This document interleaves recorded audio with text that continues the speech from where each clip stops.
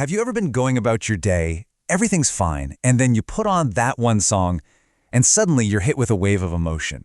Maybe it makes you want to cry, or maybe you're at the gym, totally exhausted, and the perfect track comes on and you get this insane burst of energy. We've all been there. Music has this incredible power to just reach right into our heads and flip a switch. But how does that even work? I mean, really, how can a bunch of sound waves and rhythms cause such a real physical reaction in us? Is it just a feeling, some kind of abstract psychological thing? Or is there something more? Something we can actually measure and see happening inside our own brains? Well, that is the big question we're going to dive into today. We're putting that old saying, music is food for the soul, under the scientific microscope to see if it's just a nice phrase or if music is actually speaking a language our brain chemistry is built to understand. Okay, so let's pop the hood and take a look. To really get what music is doing, we have to look at the hardware it's running on, our brain. When a song hits your ears, it gets turned into electrical signals, and that's when the real party starts. First stop on our brain tour is the amygdala. You can think of this as your brain's emotional command center. It handles the raw stuff, joy, fear, all of it. And guess what? Brain scans show that when we listen to music, the amygdala lights up like a Christmas tree.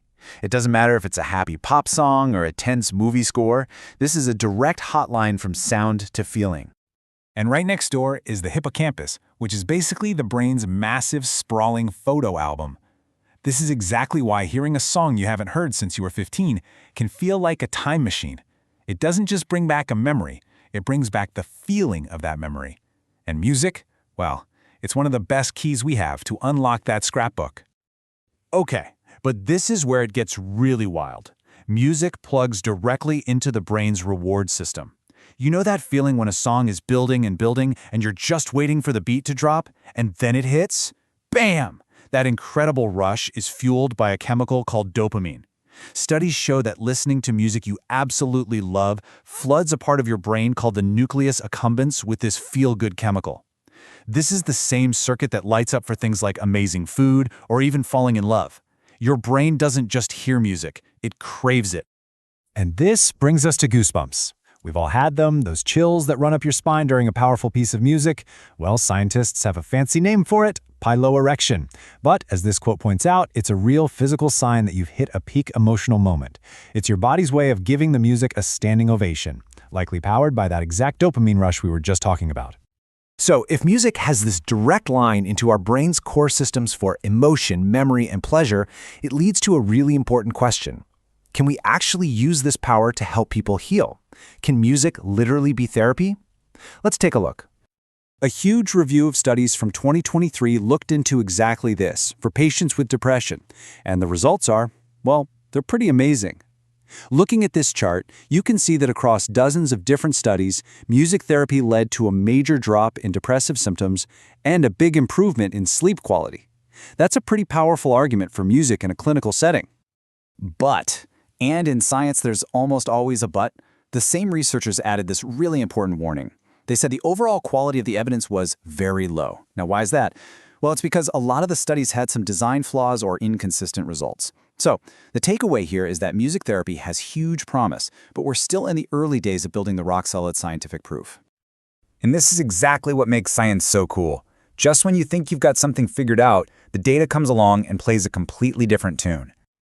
Check out this study from 2013. The idea was simple and brilliant. Can listening to relaxing music before something stressful, like, say, a big public speech, act like a shield and reduce your stress? It makes perfect sense, right? A little musical pregame to keep you calm. So here's the setup. Researchers took 60 women and before putting them through a standardized stress test, they split them into 3 groups. Group 1 got to listen to some chill, relaxing music. Group 2 listened to the sound of rippling water. And Group 3 just sat in silence. Okay, so what's your guess? Who do you think handled the stress the best? Common sense would say the music group for sure. They should have the lowest levels of cortisol, the big stress hormone, right? Well, what if I told you that's not what happened at all? This is what's so wild. The results were the complete opposite of what anyone would predict. The group that listened to the relaxing music, they actually had the highest spike in the stress hormone cortisol. And the group with the lowest stress response?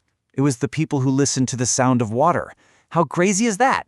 But wait, the plot thickens even more, because while the music group's stress hormones spiked the highest, they also had a unique benefit. Their bodies recovered faster, their heart rates and other physical stress signs returned to normal more quickly after it was all over. So music might make the peak higher, but it also helps you come down faster. It's complicated. Okay, so where does all this leave us? Music hits our brain's pleasure centers, it shows promise as therapy but needs more research, and its effect on stress is, well, totally weird and unexpected. So, let's go back to our original question. Is music really food for the soul? So, let's just recap what we've learned. Number 1, the connection between music and our brains is absolutely real. It taps right into our core wiring for emotion and reward. 2, it has real therapeutic potential, but the science is still catching up. 3, and this is maybe the biggest one, music isn't a simple magic pill. Its effects are complex and can change depending on the person, the timing, and the situation. And finally, sometimes the most relaxing sound in the world isn't a symphony, it's just a stream. So maybe the best way to think about it is this. Music isn't medicine, where you take a specific dose for a specific outcome. Maybe it's more like a language. A primal, powerful language that our brains are uniquely wired to understand. A language that can communicate things that words just can't. And that leads me to my final question for you. What music speaks your brain's language? What's that one song that gives you chills every single time, without fail? Drop it in the comments below, because this incredible connection between sound and soul starts with our own personal experiences. Let's talk about it.